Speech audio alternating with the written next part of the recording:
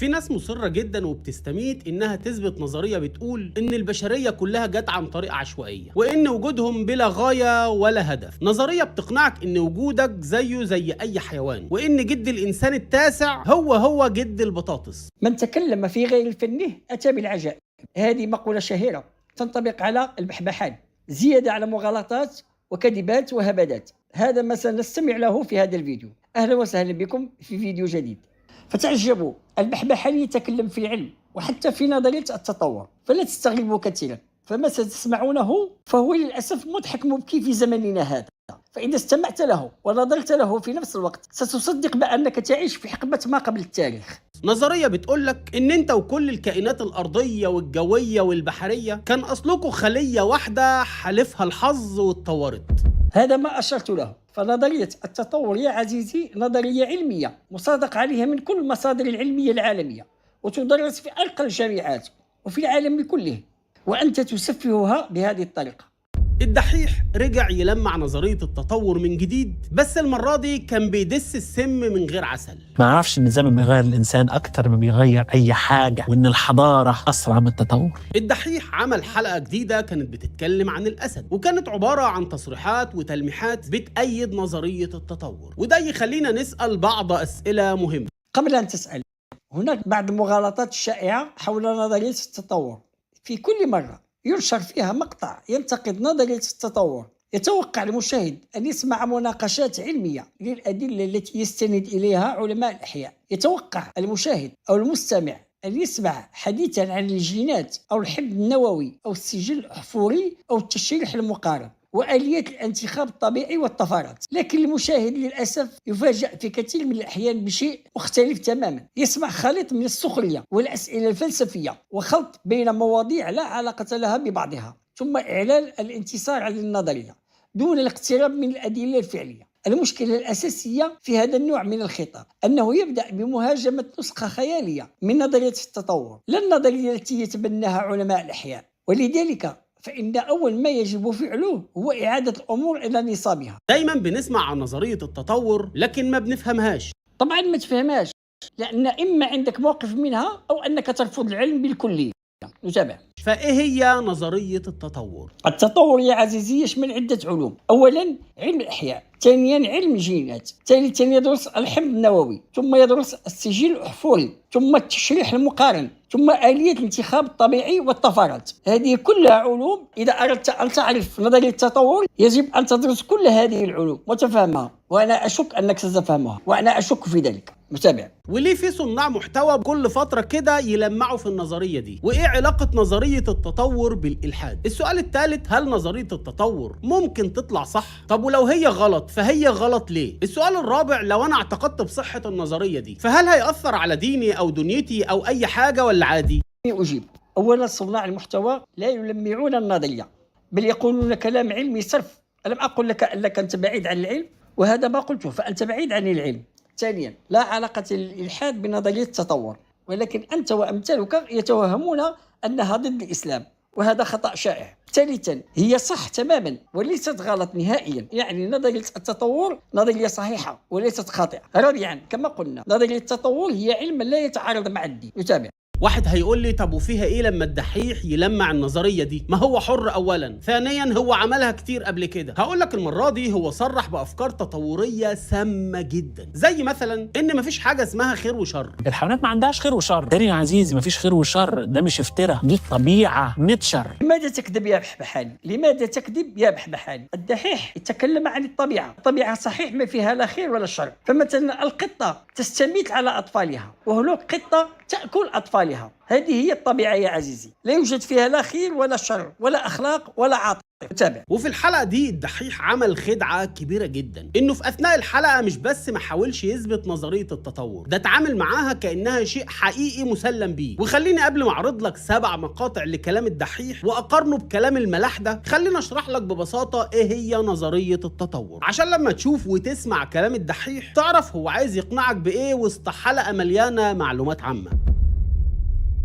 نظرية التطور بتفترض ان كان في خلية اولية بدائية جوه الكوكب بتاعنا ده، وهي الجد الاول لكل الكائنات الحية. وقبل ما تفتكر ان الخلية دي تنين مجنح ولا حاجة عشان تبقى السبب الاول في وجود كل الكائنات اللي انقرضت واللي موجودة ليومنا ده، فحابب اقول لك ان معدل عدد الخلايا جوه الانسان عبارة عن 37 تريليون خلية. وعلى حسب نظرية التطور فكل خلية من العدد الرهيب ده متطورة اكتر من الخلية الاولى. يعني الخلية الاولى دي كانت بدائية جدا، فكانت محتاجة بنك الحظ عشان تتطور. وهنا انت ممكن تسألني هي الخلية الاولى دي جت ازاي؟ نظرية التطور بتقول لك معرفش. طبعا العلم ما يعرفش. إذن أول مغالطة يقوم بها البحبحاني في هذا الفيديو باستمرار هي الخلط بين نظرية التطور وأصل الحياة. فيسأل من أين جاءت الخلية الأولى وكيف ظهرت الحياة، ثم يعتقد أنه بذلك أسقط نظرية التطور. لكن هذا يشبه أن تسأل مهندسا يشرح لك كيفية عمل محرك السيارة ثم يسأل من أين جاء الحديد الموجود في هذه الأرض. إن السؤالين مختلفين، لأن السؤالين هنا مختلفين. نظرية التطور لا تدعي تفسير نشأة أول خلية حية، هي تبدأ بعد وجود الحياة بالفعل. أما نشأة الحياة الأولى فهي موضوع آخر يدرسه الباحثون في مجال مستقل يسمى أبحاث أصل الحياة. وبالتالي فإن تكرار السؤال من أين جاءت الخلية الأولى لا يمثل دحضا لنظرية التطور، بل يكشف عن عدم التمييز بين قضيتين مختلفتين. ثم تأتي المغالطة الثانية للبحبحاني، يدعي أن التطور يقول إن كل شيء جاء بالصدفة. هذه عبارة تتكرر كثيرا حتى أصبحت خطابا شعبويا أكثر منها وصفا علميا. نعم، الطفرات الجينية لا تحدث لأنها تعرف ما يحتاج الكائن الحي، لكن الانتخاب الطبيعي ليس عشوائيا. عندما تمنح البيئة ميزة لكائن يمتلك صفة معينة فإن فرص بقائه وتكاثره ترتفع مقارنة بغيره.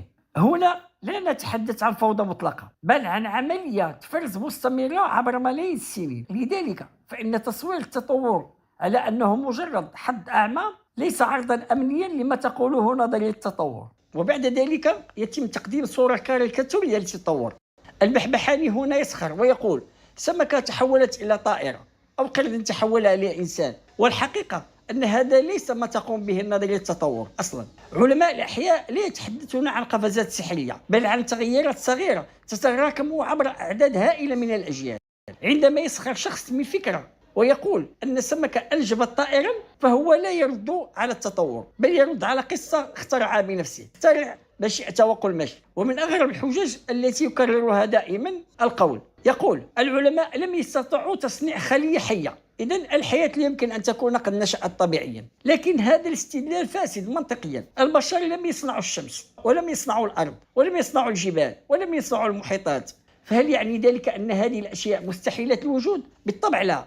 عدم قدرة الإنسان على إعادة إنتاج ظاهرة معينة لا يجعلها مستحيلة. البحبحاني يقول أي كلام. ثم نصل إلى مغالطة أخرى أو سؤال آخر كرره كثيرا، إذا كان التطور صحيحا فلماذا لا نرى كائنات جديدة تظهر أمام عيوننا؟ السؤال نفسه يكشف عن غباء وعن سوء فهم عميق. التطور لا يحدث على مقياس أيام أو سنوات قليلة في الكائنات الطويلة العمر، ومع ذلك فقد شاهد العلماء تغييرات تطورية مباشرة في البكتيريا والفيروسات والحشرات وكثير من الكائنات الأخرى. بل إن مقاومة البكتيريا للمضادات الحيوية تعد مثالا مشهورا على التطور الذي يحدث أمام أعيننا. لذلك ففكرة أن التطور لم يلاحظ مطلقا هي ببساطة غير صحيحة. ثم يأتي بمغالطة أخرى، يقول إن التطور يزعم أن الإنسان أصله قرد، لكن النظرية لا تقول ذلك. هي تقول إن الإنسان والقرد الحديث يشتركون في سلف القديم انقرض منذ ملايين السنين. الفرق بين العبارتين هائل جدا،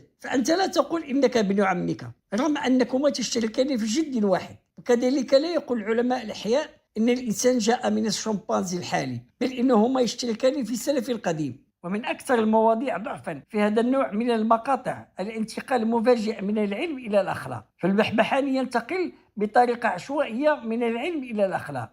يبدأ الحديث عن الجينات والطفرات ثم ينتهي فجأة إلى القول إن التطور يلغي الخير والشر ويبرر الجرائم ويجعل الإنسان بلا قيمة. لكن أين الرابط المنطقي؟ لا يوجد أي رابط منطقي. ثم المغالطة الأخرى التي قالها البحبحاني، فعندما يصف عالم الأحياء أن الأسد يقتل أشبالا منافسة فهو لا يقول إن هذا السلوك جيد أخلاقيا، هو فقط يصف ما يحدث في الطبيعة. الوصف العلمي ليس تبريرا أخلاقيا. عندما يصف الطبيب مرض السرطان فهو لا يدافع عن السرطان، وعندما يصف عالم الأحياء سلوك الحيوانات فهو لا يطالب البشر بتقليدها. وهنا تظهر مغالطة أخرى خطيرة للبحبحاني. البحبحاني يخلط بين ما هو كائن وما ينبغي أن يكون. العلم يصف الواقع، أما الأخلاق فتناقش ما ينبغي فعله. لا يمكن استخراج منظومة أخلاقية كاملة من وصف الطبيعة وحده، سواء كنت مؤمنا بالتطور أم رافضا له. إن البحبحاني يريد أن يوهم المشاهد بأن التطور يعني أن الإنسان مجرد حيوان بلا قيمة،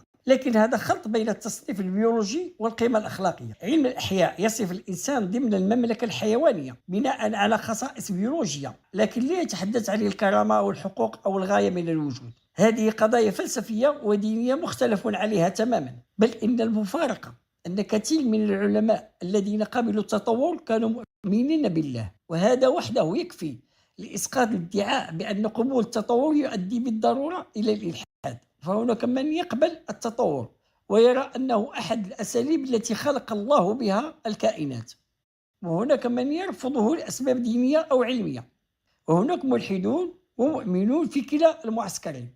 وبالتالي فإن الربط الحتمي بين التطور والإلحاد ليس حقيقة علمية، بل هو موقف إيديولوجي. ومن المثير للاستغراب أن البحبحاني حاول أن يحمل نظرية التطور مسؤولية الحروب العالمية والمجازر البشرية. فالحروب الكبرى يا سيدي لا تنشأ بسبب كتاب في البيولوجيا، بل بسبب صراعات سياسية واقتصادية وقومية معقدة. نعم، بعض الإيديولوجيات حاولت توظيف مفاهيم علمية لخدمة مشاريعها، لكن إساءة استخدام فكرة لا يجعل الفكرة نفسها باطلة. عندما يصل البحبحاني إلى الحديث عن عين الأسد أو أعضاء الكائنات المعقدة فإنه يظن أنه قدم ضربة قاسية للتطور، لكن في الحقيقة انتقل إلى ما يعرف فلسفيا بحجة التصميم. فهذه حجة فلسفية ولاهوتية قد يناقشها الناس قبولا أو رفضا، ولكن ليست في حد ذاتها دحضا لآلية التطور التي يدرسها علماء الأحياء. والأهم من كل ذلك أن معظم هذه المقاطع تتجنب السؤال الحقيقي: ماذا عن الأدلة؟ ماذا عن التشابه الهائل بين جينات الكائنات الحية؟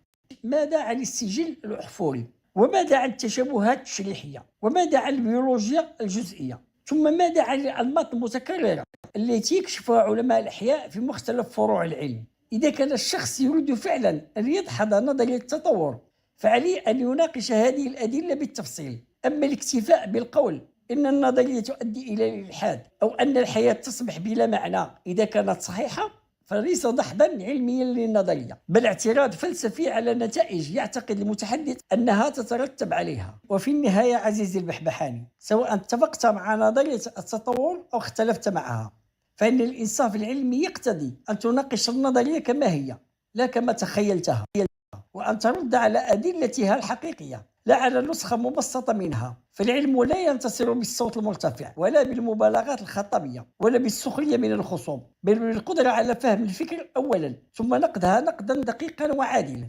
ولهذا فإن السؤال الذي يبقى مطروحا على كل من يهاجم التطور هو: هل ناقشت الأدلة فعلا أم أنك ناقشت صورة ذهنية صنعتها بنفسك ثم أعلنت الانتصار عليها؟